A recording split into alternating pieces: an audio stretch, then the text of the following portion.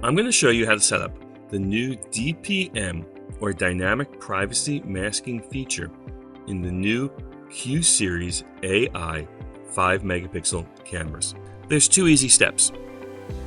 The first step is we start in the video profile screen, and we can choose an existing profile or create a new one. So this would typically be the profile that you're going to be using for your live viewing that you want to have the privacy on. This could vary based on your VMS. Some VMSs will create their own profiles that you will then go in and have to edit. So I could choose an existing profile here, or I could add a new one. So here I created one called DPM test. I can choose the codec. I'll do H.265. And then all we need to do is choose the DPM profile type. You'll see before I do that, this is set to 5 megapixels. When I enable this, it's going to automatically set it to full HD, 1920 by 1080, 16 by 9, and 10 frames per second. I can change this, so if I want it to stay 4 by 3, 16 by 9, I can adjust as I need that. And then we'll come down and hit apply.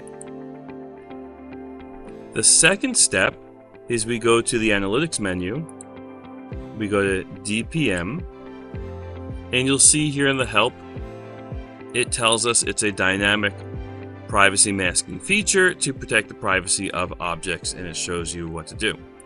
All we do is we enable the feature, we choose which object or object types we want to have the privacy masking enabled for.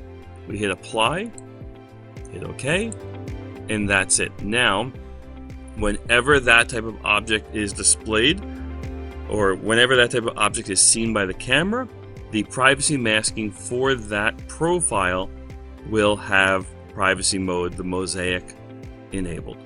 Here's a demonstration of the DPM feature enabled while viewing the selected video profile.